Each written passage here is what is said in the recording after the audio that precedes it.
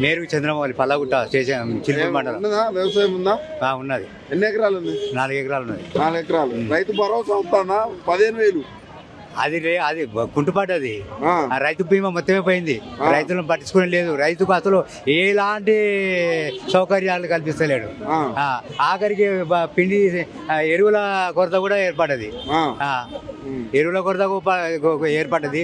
పండించిన ధాన్యానికి గిట్టుబాటు లేక మార్కెట్ తీసుకుపోయి తిండి తిప్పలు పడి ఆడ అమ్ముకోవడానికి, పండించిన ధాన్యాన్ని అమ్ముకోవడానికి కూడా ఇబ్బంది పడాల్సిన పరిస్థితులు ఏర్పడ్డాయి రైతు పరిస్థితి.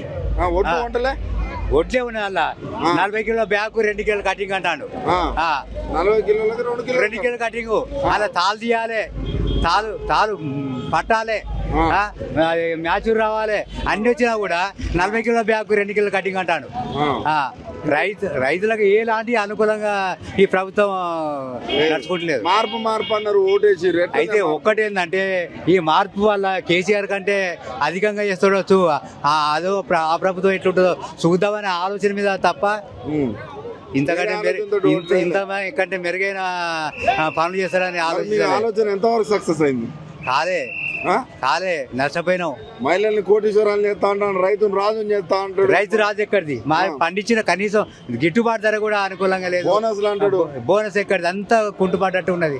రైతులు ఇలా మార్కెట్ల ధాన్యాలు పోసి ఆడ 10-15 రోజులు పండించిన దానికంటే ఇంకెక్కువ ఇబ్బంది పడాల్సి వస్తుంది. తెలంగాణ రైతులు బతికే పరిస్థితి ఉందా? లేదు.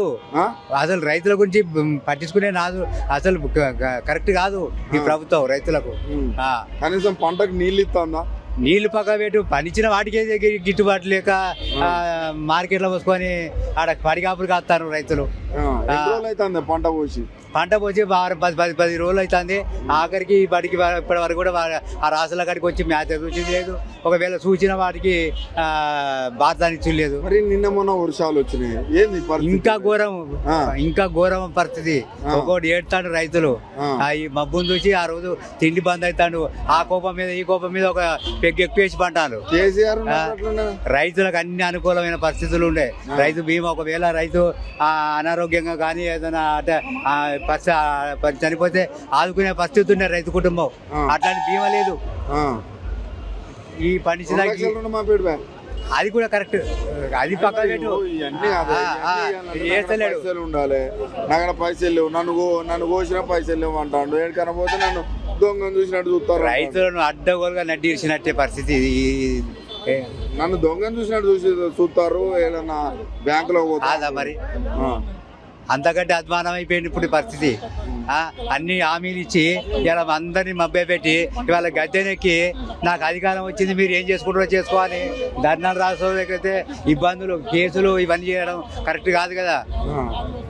కంచెలు బద్దలు పెట్టినామన్నారు, ఇలా కేసులు పెడతారా? అంతే కదా. ఇవాళ ధర్నా రాస్తారు. కాంగ్రెస్ వాళ్ళకి అసలు ఓటేసుడు కాదు, తిరగనియరు. ఇప్పటికే మండి పడతారు. రైతు బీమా ఏది, రైతు బంధు ఏది, పండించిన వాటికి గిట్టుబాటు ఏది, స్కూటీ ఏది, 2500 తులం బంగారం, ఇవన్నీ అసలు అనుగుణ ఆలోచిస్తే అక్కే రాని ప్రభుత్వం ఇది.